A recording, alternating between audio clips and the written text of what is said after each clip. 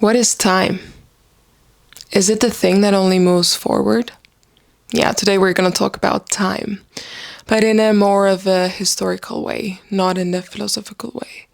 Do you ever wonder how our obsession with time began? Who first thought, let's measure the unstoppable flow of time and stress about it forever? Well, back in the day, we humans just rolled with the natural vibes of the world. The sun came up, it's time to hunt or farm. The moon is waxed, maybe throw a festival or mark another month. Life was all about natural rhythms, simple, no clocks needed. And then someone got fancy. Ancient Egyptians started using sundials to measure daylight hours. Basically watching a stick's shadow like it owed them money. But that didn't work at night or on cloudy days. So they made water clocks.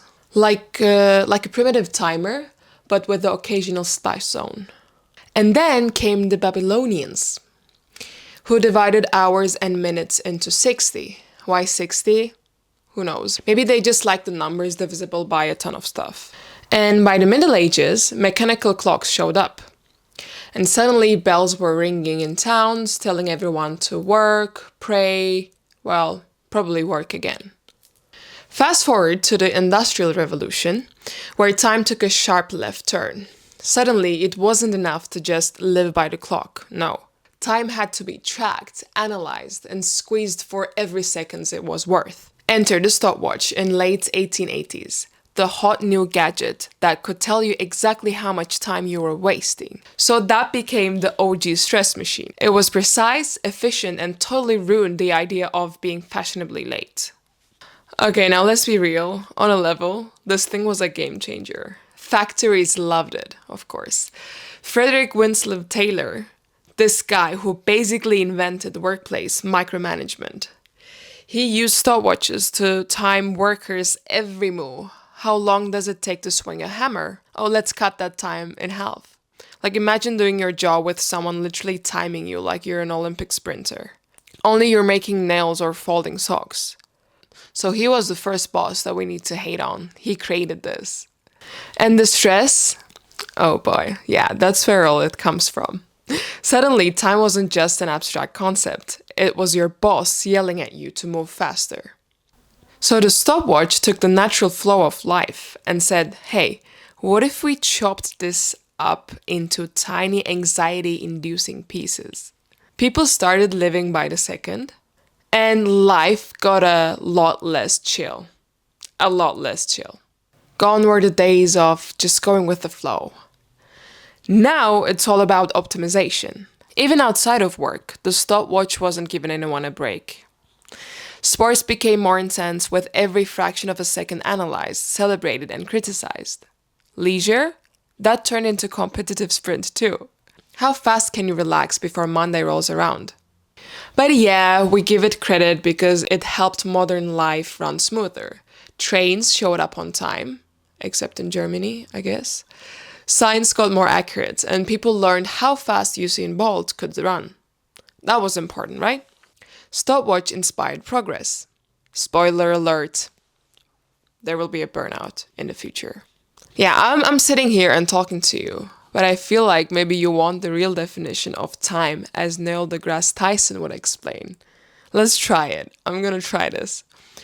Position of a particle in physical space, the less we know about its momentum, and vice versa. Specifically, Taken in conjunction with what we know about the expansion of the universe, this brings us to a fascinating possibility. That maybe what we experience as one point in time-space could actually be a legion of points, which would mean that your curtains and little Sputnik's pee-pee could be as distant from one another as we are from the furthest galaxy. Yeah, this is not gonna work. When you're trying to explain your professor why you submitted your assignment at 12, when the deadline was at 11:59, he's not gonna buy this, no. So here we are today, still chasing seconds, but with even flashier gadgets.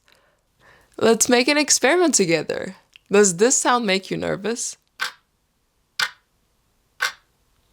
Yeah, it makes me nervous too. The spirit of the stopwatch. lives on in time tracking apps, smartwatches, and that little anxiety inducing timer on your phone telling you how long you've been doom scrolling. I caught you.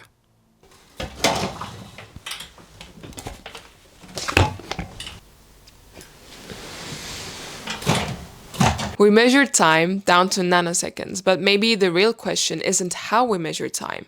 It's whether we're letting time measure us. While culture shapes how people pursue and value time. On many islands, or in more laid-back places, time feels more fluid. People focus on enjoying the moment and building relationships, rather than sticking to strict schedules.